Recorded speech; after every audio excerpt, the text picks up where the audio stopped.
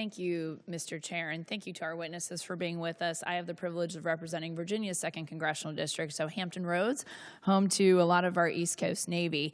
And I had the privilege of attending the VFA 106 Change of Command on Friday, which is our fleet replacement squadron for the aging F-18s.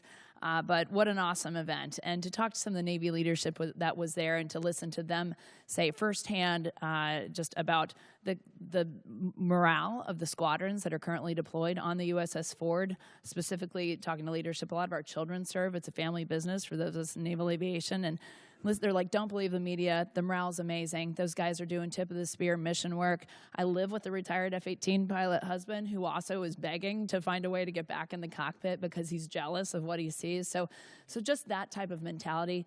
Thank you for that. I know that they're doing a mission, and keeping them engaged is an important part of the fight. Along those same lines about naval aviation, I would love to hear, Mr. Secretary, your thoughts about the future of naval aviation. I know that this is a budget hearing, so last year's budget we had $900 million that we were looking forward to using the FAXX program, and then the fiscal year 27 request was reduced to $140 million. And of course, keeping tabs on the Air Force, $5 billion for their F-47 program. So we love aircraft carriers. We love that mobile air superiority piece. What are your plans for the future of naval aviation? I kick and scream every day of the week here in this committee about the F-35s and getting them at our East Coast Master Jet Base. I know the FAXX is our next generation strike fighter, but just would love to hear your plans and timelines for the future of naval aviation. Well, I appreciate your comments, and then I would defer to the chairman too on it, on the remaining utility of the F-18s, which are still flying critical missions right now off our carriers and do a fantastic job.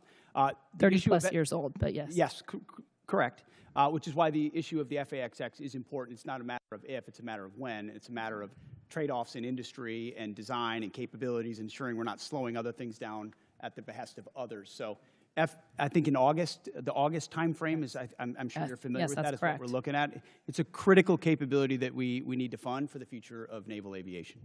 I would defer if anything you want to add. Sure, I think you covered it. We don't need access basing and overflight off of a CSG and a CVN, and so it gives the Secretary and the President a lot of options. So, and I just want to echo the thanks for the Joint Force, on behalf of the Joint Force, for all 3 CSGs that are out there getting after it right now. I share your husband's jealousy. But just want the force to know how much we appreciate them, especially the Ford.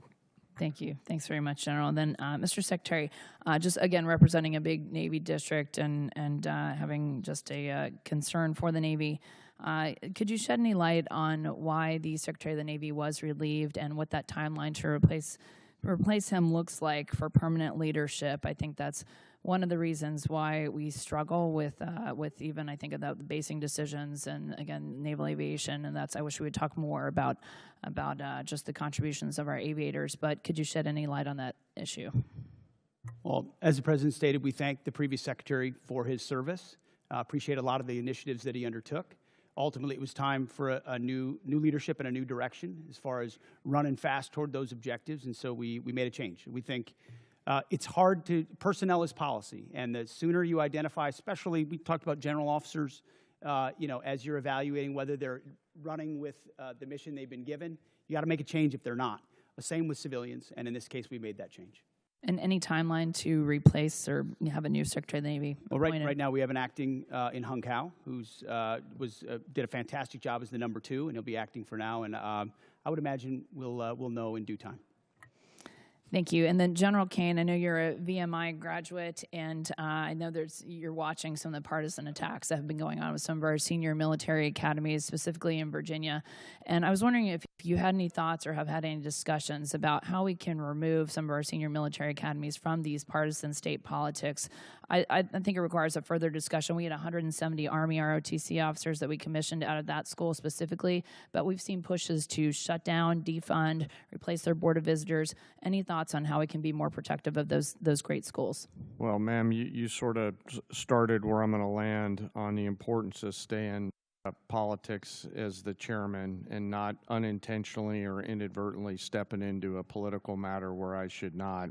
As the secretary said, people are policy, and policies are things that we don't do in the joint force. I appreciate all of the commissioning sources that are out there. Gentlelady's Great time leaders expired. come in. So Chair, now I'll- recognize the gentlelady from Washington. Support journalism you trust. Support PBS News. Donate now, or even better, start a monthly contribution today.